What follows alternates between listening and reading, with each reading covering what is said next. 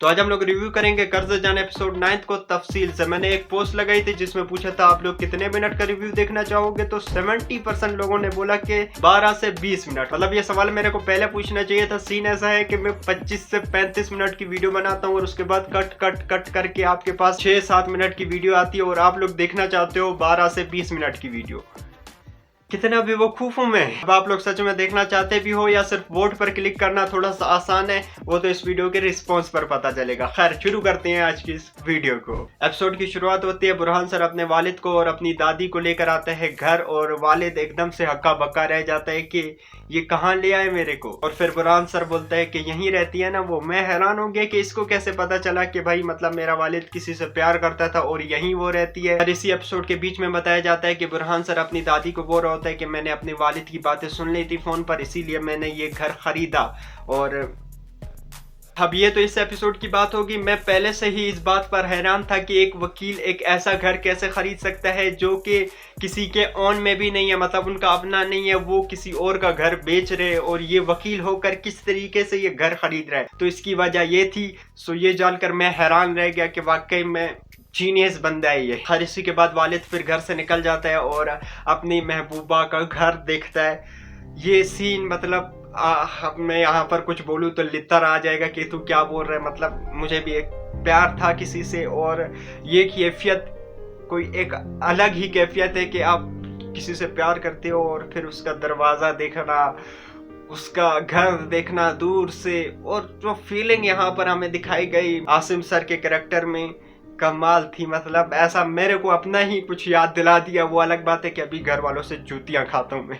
और इसके बाद फिर आसिम सर घर के अंदर चले जाते हैं। तो ये थोड़ा सा अनरियलिस्टिक है कि मतलब घर के अंदर तो कोई भी नहीं जाता, क्योंकि हमें आपके बारे में बताया जा रहा है कि आपकी दुश्मनी है। तो अब दुश्मनी है तो फिर आप घर के अंदर कैसे जा रहे हो। तो ये सीन थोड़ा सा वो था कि भाई ये क्या है। खैर अंदर जाकर फिर बिस्मा जब देखती है आसिम सर को तो एकदम से हैरान रह जाती है और एकदम से उसकी आंखों में वो पूरा समा नजर आता है। जब वो प्यार करती थी तो एकदम से उसको ये भी याद आता है कि अरे अब तो मैं बेवा हूँ। अब एकदम से वो दुपट्टा लेती है और एकदम से बोलती है कि घर में बीजान नहीं है और बरकत भाई नहीं है, आप चले जाए बाद में आ जाइएगा।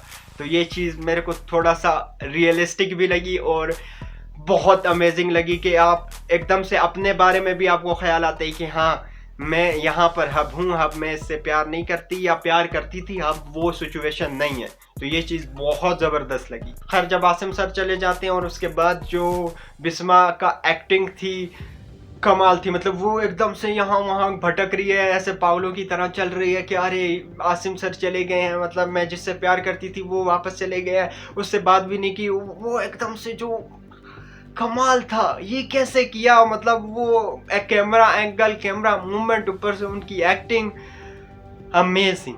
और इस सीन के बाद बिस्मा फिर उनके घर चली जाती है। तो ये सीन थोड़ा सा अनरियलिस्टिक हो जाता है, क्योंकि एक तरफ आप अपना दुपट्टा ले रही हो कि भाई ये ना महरम है, ये है वो है, फिर आप वहां पर भी चली जाते हो उनके घर। तो ये चीज़ थोड़ी सी अजीब थी। खैर घर जाकर पता चलता है उसको कि बुरहान सर आसिम का बेटा है। मतलब उसके बाद जो उसकी कैफियत थी कि भाई इसने शादी कर ली, बताया भी नहीं, बच्चा भी है इतना बड़ा, ओफ भाई साहब। मतलब वो एकदम से हैरान रह गई कि भाई आपने कैसे शादी कर ली।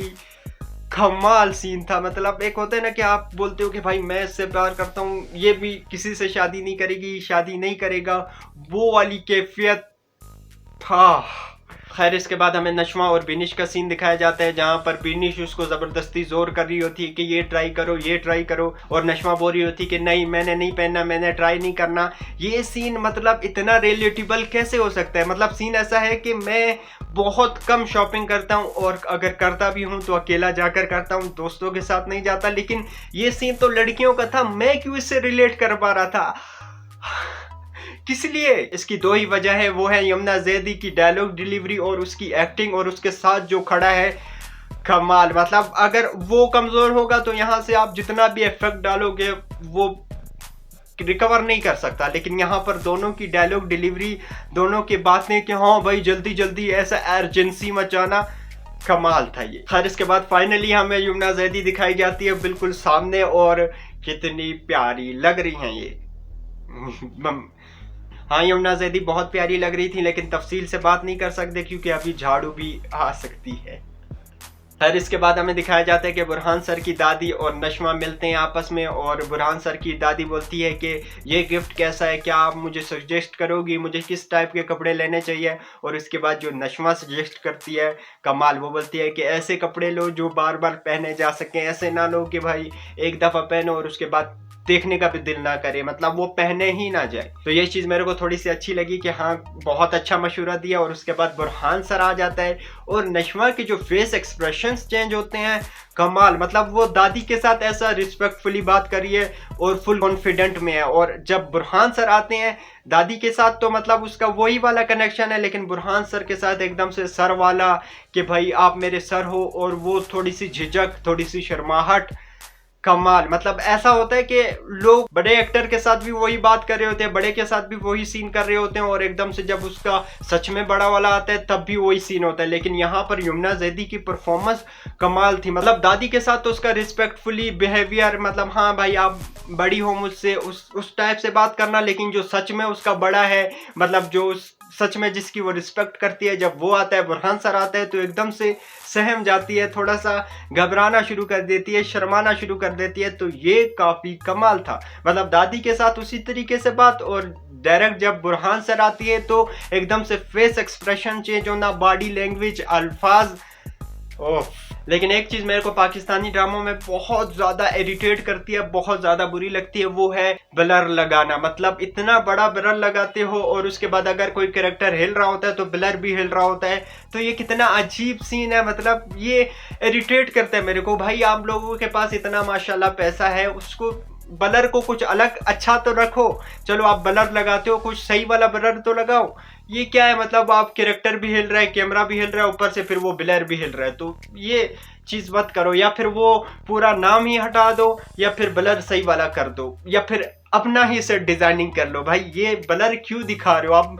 अब ऐसा तो नहीं है कि भाई आप कल परसों शुरू किया है। अब मैं देख रहा था कि हम टीवी वालों को 20 साल हो चुके हैं, और कॉन्ग्रेचुलेशन।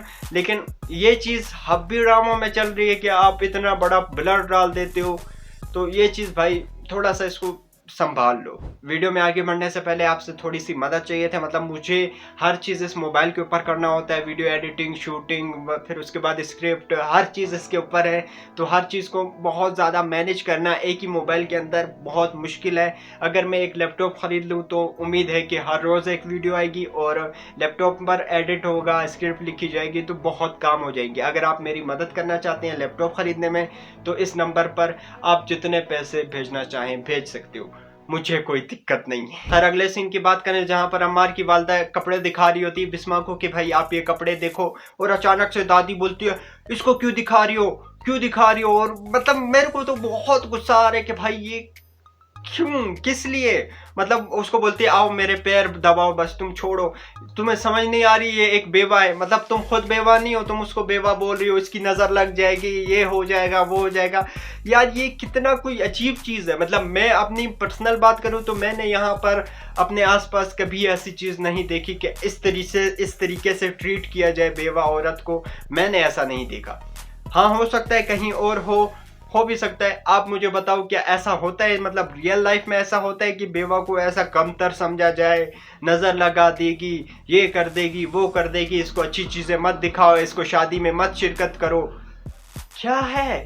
मतलब सच कहूँ तो दादी का कैरेक्टर मुझे बहुत ज़्यादा इरिटेट कर रहा है।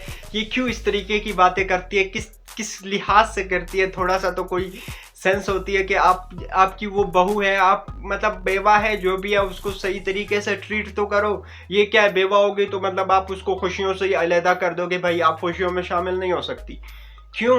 खैर इसके बाद हमें दिखाया जाता है कि नशमा आसिम सर के घर जा रही है। मतलब ये चीज़ थोड़ा सा मेरे को अजीब लगी कि आप बगैर पूछे, बगैर कहे किसी के घर ऐसे चुप चुप कर जा रही हो कि कौन आया कौन आया।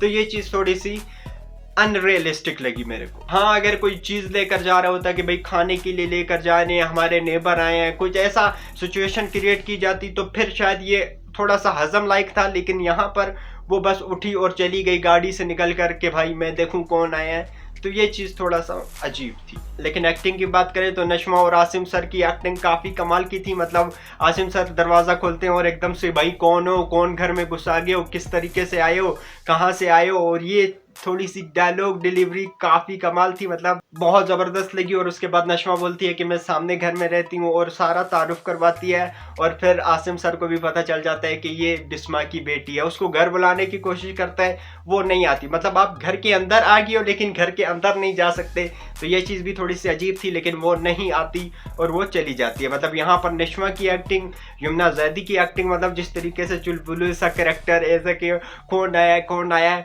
कमाल लगा मेरे को। और आसिम सर थोड़ा सा मोहब्बत में भी ऊपर नजर आते हैं कि अरे ये मेरी बेटी है, मतलब मैं जिससे प्यार करता था उसकी बेटी है, वो ब्लेशिंग मुंह पर आना कमाल था। खैर इसके बाद हमें दिखाया जाता है कि बुरहान की दादी और उसके वालिद चले गए हैं नशमा के घर में और सलाम करते हैं। दादी एकदम से गुस्से में हैरान हो जाती है कि भाई ये कौन आ गया, मतलब देखती नहीं है। और एकदम से जो उसका फेस एक्सप्रेशन चेंज होता है कि भाई ये लोग कहाँ से आ गए हैं, कमाल लगा। मतलब मुझे तो बहुत खुशी हुई कि दादी एकदम से गुस्से में आ गई है कि भाई ये क्या है, एकदम से परेशान हो गई। तो ये चीज़ मेरे को बहुत पसंद आई क्योंकि ये कैरेक्टर मेरे को बहुत इरिटेट कर रहा था, लेकिन आखिर में आकर मुझे अच्छा लगा। अब यहाँ पर ही एपिसोड खत्म होती है। अब बात करते हैं ओवरऑल एपिसोड की कि ओवरऑल एपिसोड कैसी थी। एक्टिंग के लिहाज से काफ़ी ज़बरदस्त थी। मतलब यमुना जैदी की एक्टिंग, बुरहान सर की एक्टिंग, आसिम सर की एक्टिंग, ओवरऑल एक्टिंग के लिहाज से काफ़ी कमाल था। स्टोरी लाइन ट्विस्ट थोड़े से नॉर्मल थे। मतलब अभी यहाँ पर इंट्रोड्यूस करवा रहे थे कि हाँ हम ये चाचा हैं, हम ये भतीजे हैं, मतलब थोड़ा सा करेक्टर दिखा रहे थे। ऐसा कोई ट्विस्ट नहीं था, ऐसा कोई इम्पैक्टफुल सीन नहीं था, एक दो सीन को छोड़कर। तो ये एपिसोड मुझे पिछली एपिसोड से थोड़ा सा वीक लगी क्योंकि यहाँ पर आपको अम्मार का कैरेक्टर भी नहीं दिखाया गया, उसके वालिद का कैरेक्टर भी नहीं दिखाया गया। मतलब ये दो कैरेक्टर बहुत मेन है, मुझे बहुत ज़्यादा पसंद है और ये कैरेक्टर ही इस एपिसोड में नहीं थे।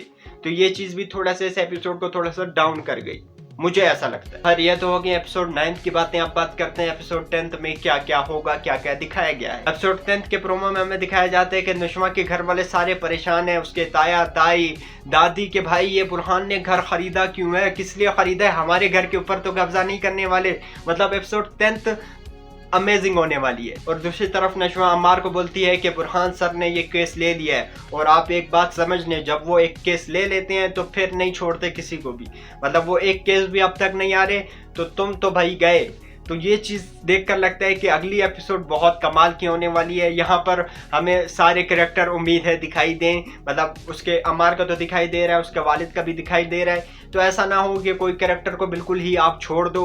ओवरऑल बोलूँ तो एपिसोड 10 का मुझे लगता है कि एपिसोड 9 से ज़्यादा अमेजिंग इंटरेस्टिंग हो सकती है। तो यार ये था एपिसोड 9 का रिव्यू और एपिसोड 10 का प्रोमो का रिव्यू। आपको ये वीडियो कैसी लगी? मतलब ये मेरे ख्याल से मेरे चैनल की सबसे बड़ी वीडियो होने वाली है।